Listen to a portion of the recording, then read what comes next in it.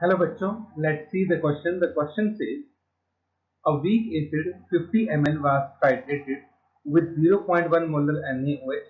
The pH values when 10 ml and 25 ml of base has been added are found to be 4.16 and 4.76 respectively.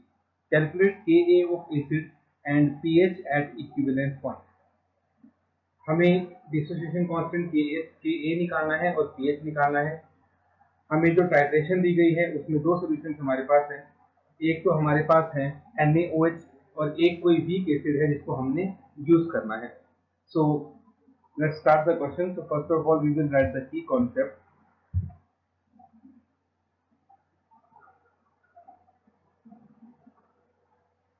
And the key concept is Henderson equation. उसको हम use करेंगे इस question के अंदर। Now first of all क्योंकि हमें weak acid नहीं दे रखा तो हम मान लेते हैं late weak acid is HX and X is the concentration of acid। हमने ये मान लिया कि X जो है स्मॉल x इसकी कंसंट्रेशन है, वॉल्यूम हमें इसका दिया हुआ है, then millimoles of HX used is equal to X इसकी कंसंट्रेशन होगी, वॉल्यूम इसका 50 है, तो हमारे पास इसके मिलीमोल्स हो गए 50 X। ये हमारे पास इसके मिलीमोल्स हो गए इस रिएक्शन में जो हमने लिए हैं। नाउ अगर हम रिएक्शन लिखें HX और NaOH की तो ये हमारे पास कुछ इस तरह से बन जाएगी HX plus NaOH gives salt NaX plus H2। अब जैसे कि हमें इसमें दो सिचुएशन दे रखी हैं। पहली सिचुएशन में ये बोल रहा है कि जब हमने NaOH 10 ml लिया तो pH 4.16 आ रही है, और जब NaOH हमने 25 ml लिया तो इसकी pH आ रही है 4.7। तो हम पहले केस 1 की बात कर लेते हैं। Case first, when NaOH is 10 ml।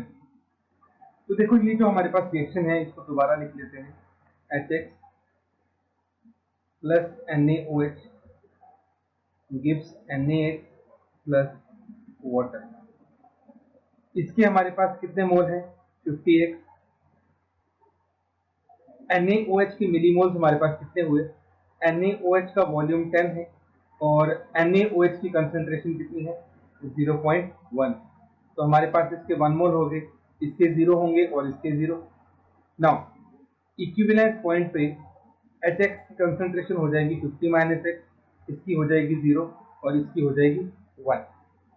तो इस केस के लिए अगर हम pH लिखते हैं तो pH is equal to P of Ka plus log concentration of NaX divided by concentration of acid, that is HX।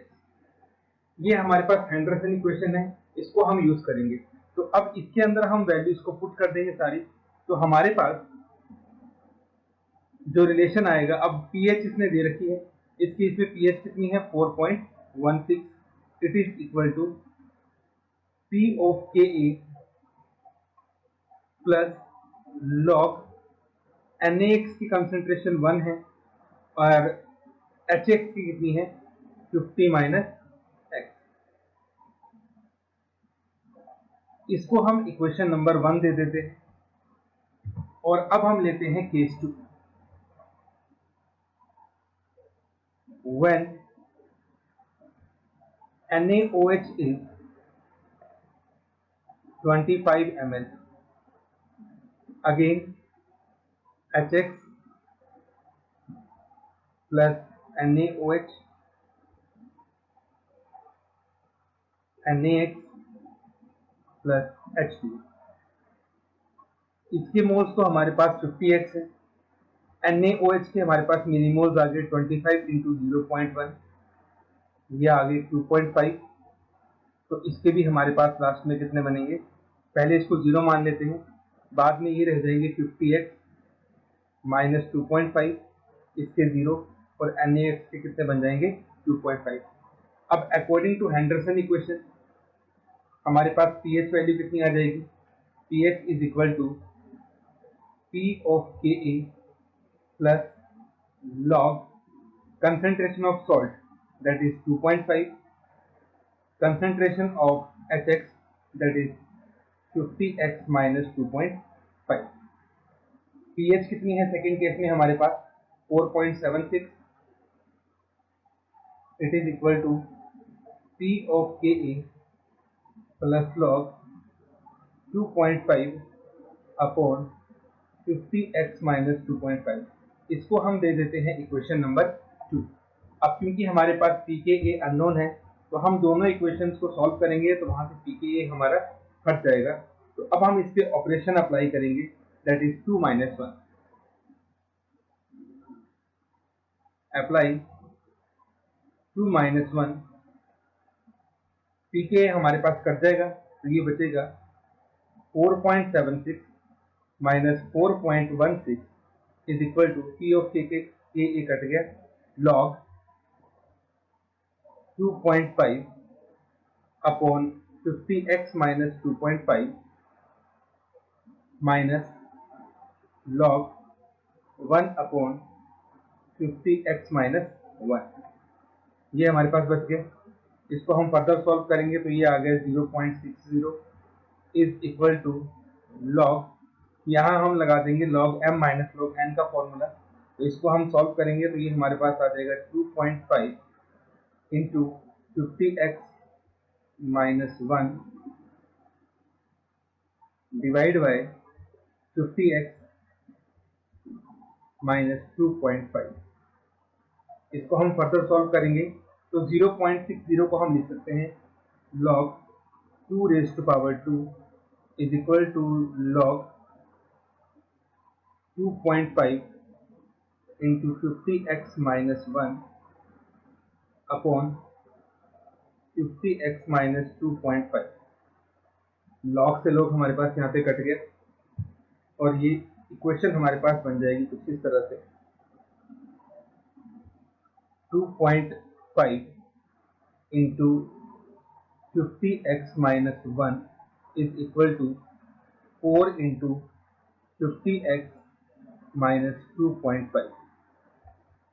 इसको हम फर्दर सॉल्व करेंगे तो ये हमारे पास बन जाएगा 75x इक्वल टू 7.5, तो यहाँ से x की वैल्यू हमारे पास आ जाएगी 0.1 मोलर। x की वैल्यू हमारे पास आ चुकी है। Now put this value in equation 1। इस x की वैल्यू को हम इक्वेशन 1 में पुट करेंगे तो वो बन जाएगा 4.16 is equal to P of Ka plus log 1 upon 50 into 0.1 minus 1। तो इसको हम सॉल्व करेंगे तो यहाँ से हमारी जो pKa है, pKa की वैल्यू आ जाएगी 4.76, तो Ka की वैल्यू आ गई 10 रेज़ टू पावर माइनस 4.76, और इसको हम सॉल्व करेंगे तो ये हमारे पास आती है 1.75 इंटू 10 टू पावर माइनस 5, तो ये आपके पास वैल्यू आ गई Ka। तो पहली जो चीज़ थी हमारे पास उसने हमें Ka की वैल्यू पूछी थी, वो हमने सॉल्व कर दी। अब हमारे पास दूसरा टारगेट आता है, हमें pH कैलकुलेट करना है। So we know that at equivalence point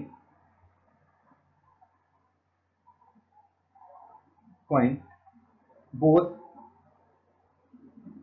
HX and NaOH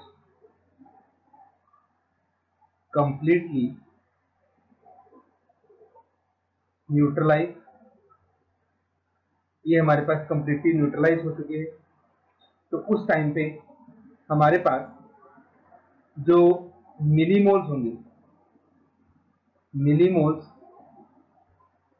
of both HX